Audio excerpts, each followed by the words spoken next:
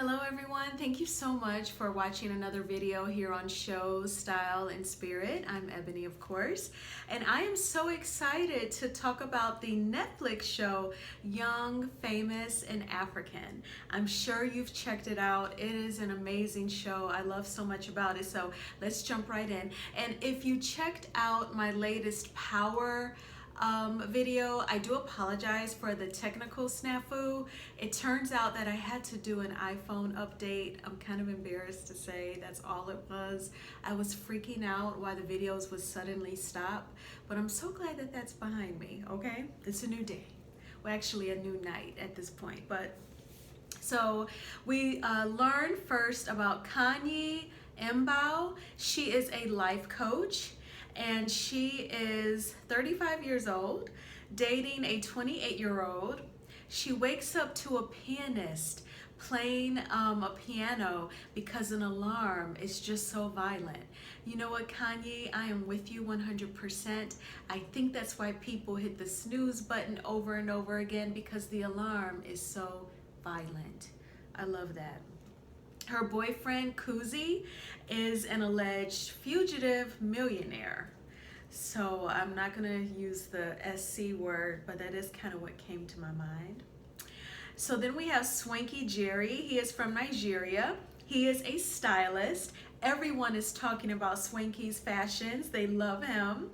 And Annie Adibia, she is an actress and she is married to Two-Face Ndibia. And I just love Annie. I love her vulnerability, which I will touch on in more details in just a couple moments. And I have to say that Johannesburg, and forgive me if I'm mispronouncing names and words, or Johannesburg, it's absolutely beautiful. I feel like the aesthetics for this show is just gorgeous.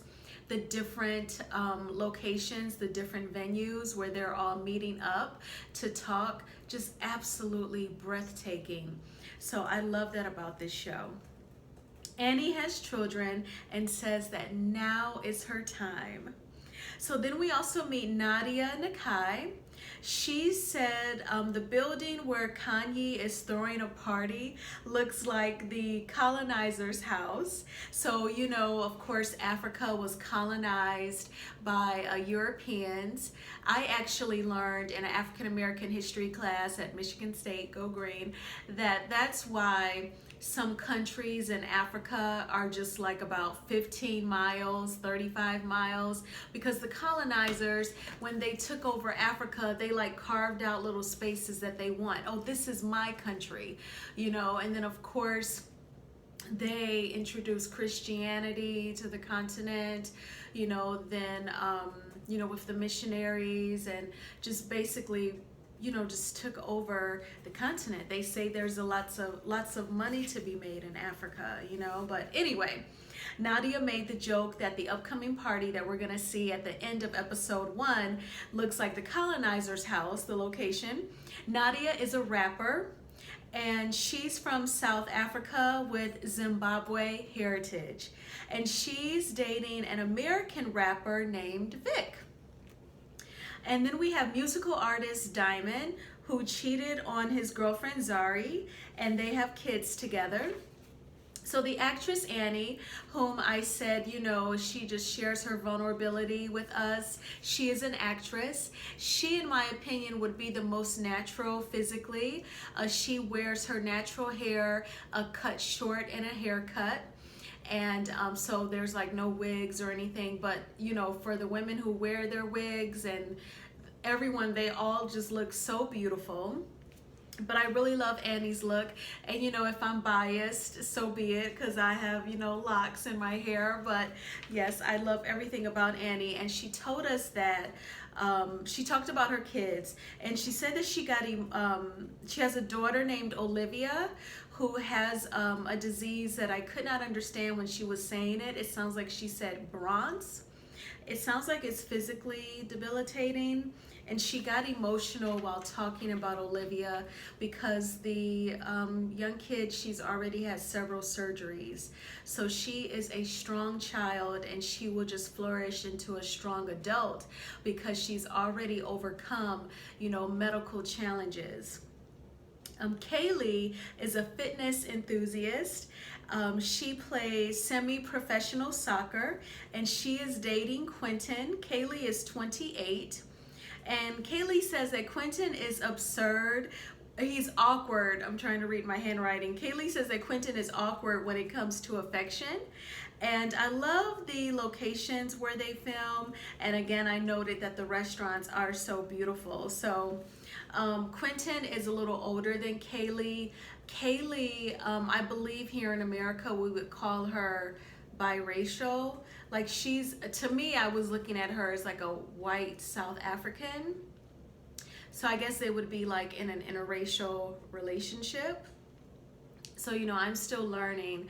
I'll be honest, the most that I know about Africa is most of the slaves were taken from the west coast of Africa. I know that, there's a large Indian population in Africa. And yes, I know that humans evolved from Africa. I know that Ethiopia is in the northern geographic area near the Jewish and Middle Eastern regions. So, but I'm still learning the cultures. It's definitely the social part of it all. Okay, so then we also have Andale Nkube. He is friends with Quentin. So if you watched episode 1, you saw him talking with Quentin and Kaylee. Quentin basically says Kaylee always looks sporty, and he told her to wear fishnets to bed. He wants to salivate at night, is what he said. One thing that I love about this cast, these beautiful African people, they're so poetic and eloquent with their words. And they're a funny couple, Kaylee and Quentin. Kaylee said the truth is coming out and he better be careful with what he says. This is when he was saying he wanted her to dress more sexy at home, particularly at bedtime. And then at Kanye's party, she said they need to stand up and show that Africa is not a third world. Annie complained about the food. Diamond Platinum is interested in Nadia, but she has a man and she said it. He lied to himself and said that he has a 50-50 shot with Nadia. So I think that's like delusion. And I do think that a lot of men, they kind of suffer from that when a woman is very clear that she's not interested or she's unavailable. It's kind of hard for them to process that. I'm sure that it's just their pride, but their pride is not a woman's problem. I just hope.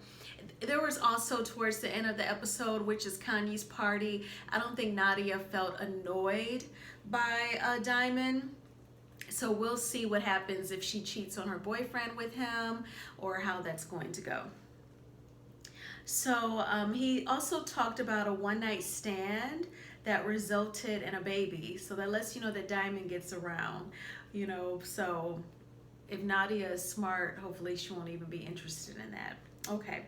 So then they had a conversation about Kanye getting her 15-year-old her own apartment. And Kanye was trying to make a point that if a 15-year-old loses their virginity, it happens. And that she's liberal in her mindset. But Annie and Andale, they totally disagreed. And I am with Annie and Andale with that. I grew up in a strict household, a 2-parent household. My parents were married, and I grew up like, traditional Baptist.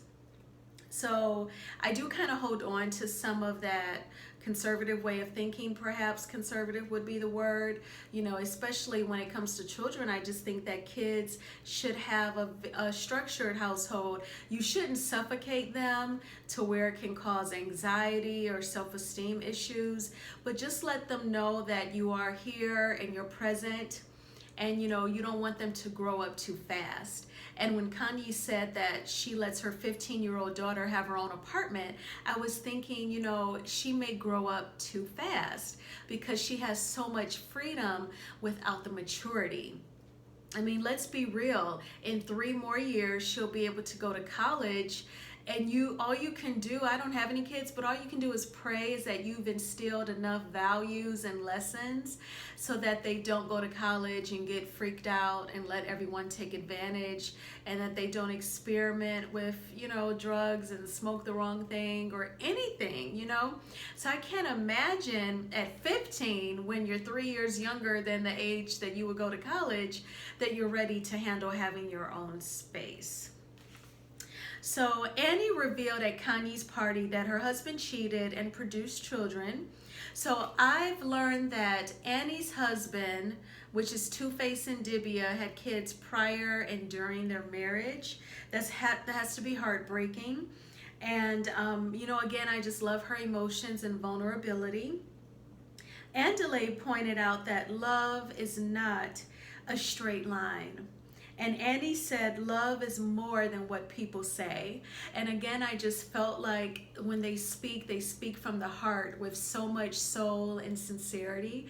And I have to agree with that, especially as women growing up in America and probably all over the world, we're kind of trained to obsess over the wedding ceremony and not so much the marriage.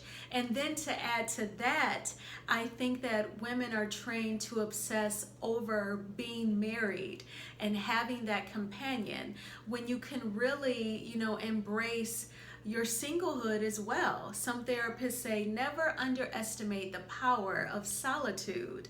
So I think that when you have those single experiences, that can prepare you for marriage, or it can make you so confident and so whole that the marriage is just an addition. It's not a necessity. Okay, so then Kanye said that Annie shared her weakness with her and winked, saying that it was a mistake. And I kind of got an eerie feeling when Kanye said that in her confessional. That seemed really creepy, dark. Annie was just speaking from her heart about the struggles in her marriage, but Kanye saw that as a weakness, like she was going to use it against her. And that is a clear red flag that type of person is not your friend and you cannot trust them. And Annie, I don't want you to worry or feel regretful or beat yourself up for sharing that with her. If you two are not friends, it's Kanye's loss. And so, again, I'm just so thankful for Annie's vulnerability. And I love the Afro beats. I love listening to Afro beats even here at home. It energizes me. I could feel exhausted, but I want to get more done, and I'll play Afro beats, and then I'm up cleaning, I'm preparing a workout. I love it. So I love this show. Please let me know in the comments, what did you think about Annie's vulnerability and how Kanye responded to it at her party? What other highlights or other things about episode 1 that stood out for you? I'm going to continue to watch the series on Netflix and give you all recaps. Thank you so much for watching. Please subscribe to my channel. I want to continue to recap my favorite shows and share my lock journey with you. I am getting Marie Twist this weekend. I'm a little over 5 months locked, so my locks are still pretty much like starter locks. So I'll be making a video about that this weekend. Thanks again for watching, and take good care. Bye-bye.